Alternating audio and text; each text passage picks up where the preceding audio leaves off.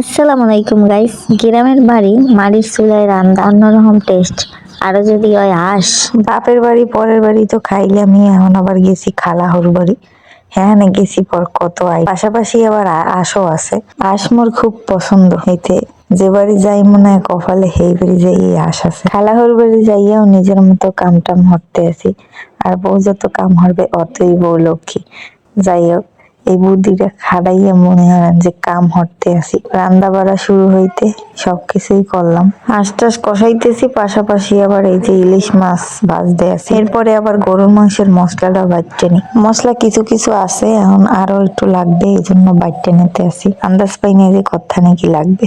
পাড়ায় বাড়া মশলা অনেক পছন্দ আমার। পাড়ায় বাড়া মশলা আর চুলায় রান্দা এর তরকারি যে সেই টেস্ট হয়, তো যারা খাইছেন হেরাই জানেন। আর এদিকে আবার গরুর গোস্ত হেয়ারে ধুয়ে নিতে আসি। কইলাম কি আজকে দুপুরে কাম ইন টোটাল সব হয়েছে যে মগো মানে বউগো। এরপরে এবার এই যে বেগুন ভাজি করবো। রানতে রানতে কাল খিদে লাগছে, দেওরের কইলাম একটু কিছু খাওয়াও।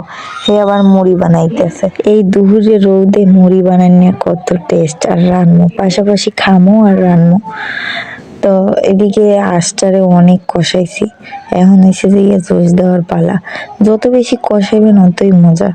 প্রত্যেকটা তরকারি মনে হয় যে কষানি মজা। ঘটনা সত্য কিনা, কষাইতে কষাইতে তরকারি প্রায় হয়ে গেছে। এদিকে আরো একটা তরকারি উঠাইছি, গরুর মাংস হাঁসের মাংস সবকিছুই হয়ে গেছে। যেদিন মুই রান্ধি পারি এদিন আর কি কলজা কড়াকড়ি হরে আসলে কি তরকারি ভালো হইছে না না হইছে। দেখছেন কত সুন্দর তরকারির কালার, খাইতেও কিন্তু হেভি টেস্ট হয়েছে। এইদিকে দেওরে আবার কয়েক টুকরা মাংস রেখে দিয়েছে, শিক কাবাব খাইবে বলে। শিকের কথা শুনলে তো আমরা আস্তে আস্তে শেষ হয়ে যাবে না। এই যে কইছে যে ইয়ে ছাতির ওই যে কি কয় জাঙ্গা কই মোরা, আমরা কি কোন কইতে পারি না, ছাতির জাঙ্গা ছুড়াইয়া মোরা শিক বানাইলে এর মধ্যে মাংসের টুকরো গুলা ঢুকাই নিতে আসি। আর মাংসের টুকরো গুলা এই যে তেল মালিশ করে নিতে আসি। তেল ব্রাশ করা লাগবে, তো মুখ হাতে হয়েছে যে ব্রাশ।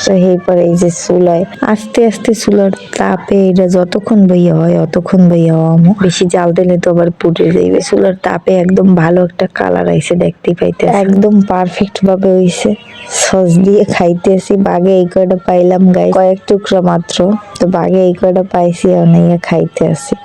এদিকে আবার বিয়েলে বেইলেছে, এখন হয়েছে যে সবাই রুটি পিঠা বানাইবে, মানে বড় খাওয়া দাওয়া হয়েছে যে রুটি পিঠার ঝামেলায় মোরা আনলাম না। মোরা দুরিয়ালি সব তরকারি গুলো রান্ধে আলাইছি, যত আইটেম আসলে সবকিছু দুয়ারে আবার দিছি। খালি রুটি পিঠার ঝামেলাটাই হেগুলো গিয়ে রাখতে দিছি। আর গরুর গোস্ত আবার রান্না হইতেছে। সবাই রুটি পিঠা গরুর গোস্ত হাঁসের গোস্ত খাইতে চললেন, দাওয়াত রইল সবাই। তো ভালো থাকেন সবাই, আল্লাহ হাফেজ।